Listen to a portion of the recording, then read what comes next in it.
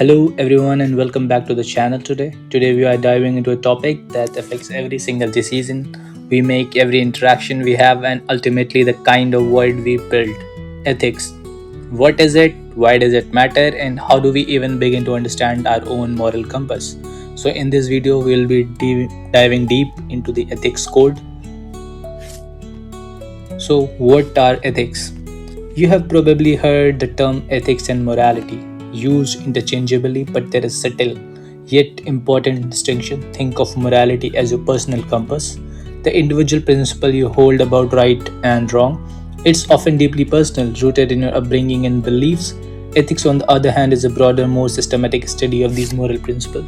It's about questioning, analyzing, and developing framework for what should be considered right or wrong, especially in a collective or professional context. So, while your personal morality might tell you it's wrong to lie, an ethical framework might explore why it's wrong, what the consequences are, and if there are ever situations where lying could be ethically justifiable.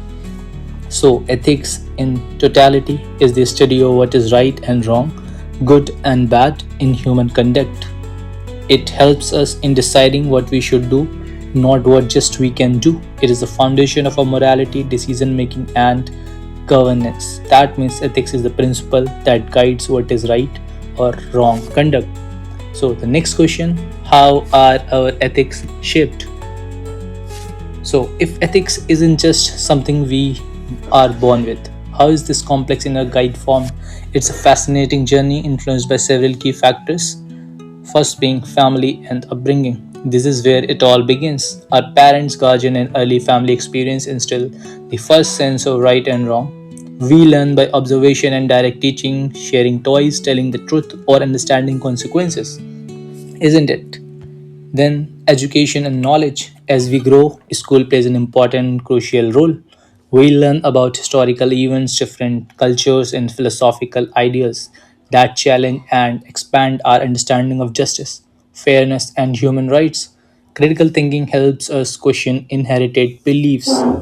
For example, earlier it was used to think people used to think that humans were not able to work. They were stereotypical, they were subjected to a lot of oppression, they were not allowed to go out, they were not allowed to work, they were not allowed for education.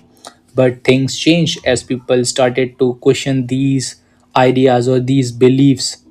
After gaining knowledge and education, things have changed a lot. Today we are seeing women in all spaces, whether it be space, military, sports, anywhere for that matter. Then, third is culture and society. The broader society we live in profoundly shapes our ethics. This includes cultural norms, religious tradition, laws, and even media. What's acceptable in one culture might be frowned upon in another, leading to diverse ethical perspective. Now, let's take an example: the culture of the Western society and the Asian culture.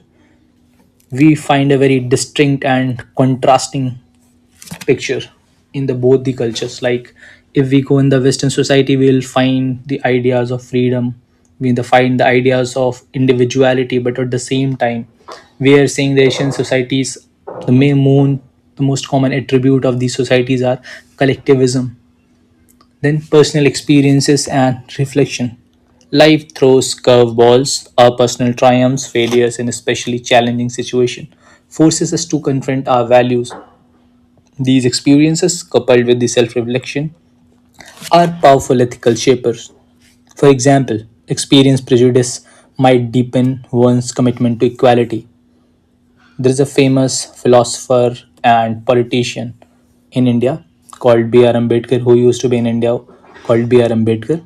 He was born in a so called lower caste. Throughout his life experiences, he has seen humiliation, and through his personal experiences, he has shaped his values, he has shaped his ethical standards. For that, he worked towards the betterment of the people. Then, media and technology. In our interconnected world, social media, news, and digital platforms constantly expose us to diverse viewpoints and complex ethical dilemmas.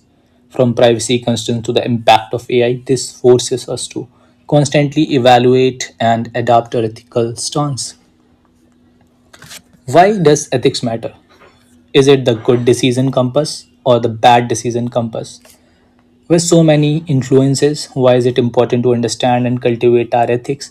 Simply put, ethics are our moral compass. They guide us towards making good decisions, but what does a good decision look like? Let's break it down with an example. Imagine you are at work and you have made a mistake that will cost your company money.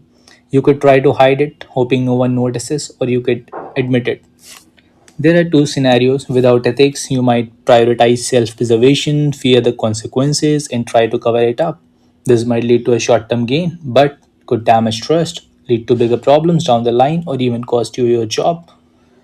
But with a proper ethical framework, that is a person who has integrity and honesty, he would weigh the immediate discomfort of admitting the mistake against the long term value of integrity and transparency.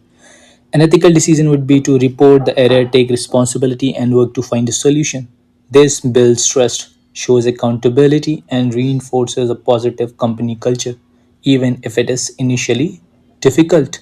In this scenario, ethics isn't just about avoiding punishment, it's about building a reputation, fostering trust, and contributing to a healthier environment. But ethics aren't just for big corporate decisions, they are woven into the fabrics of our daily lives. Let's consider another example, a more personal one. Suppose you're walking in a park and see an elderly person struggling with the heavy groceries. You're in a hurry to meet the friend, but you also notice they are clearly having a tough time. So, this situation presents two scenarios. Without social ethical consideration, you might think someone else will help or I'm late and simply pass by. But if you have an ethical framework, that means you have a compassion, empathy, civic responsibility, kindness. You will recognize the person's vulnerability and your capacity to help. You weigh your momentary inconvenience against the opportunity to alleviate someone's struggle. An ethical choice here would likely be to offer assistance, knowing that a few minutes of your time could make a significant difference to someone's lives. This act, rooted in empathy and kindness, contribute to a more supportive and caring community. It's a simple decision, but it reflects deeply on our personal ethics. So, whether it's in a boardroom, a classroom, or just a walk in the park, our ethics are constantly at play. They are the lens through which we view the world and the framework for how we choose to act within it. Understanding how they are shaped empower us to constantly refine them. It's not always easy and they're always clear cut answers, but by continuously reflecting on our values, challenging our assumption, and considering the impact of action on others, we can all become better ethical navigators in this complex world. So I would like to know what are the some ethical dilemmas that you have faced. Let me know in the comments below. I hope you have found this video insightful. Please hit that like button, subscribe for more content and critical thinking and personal growth, and sharing it with someone you think would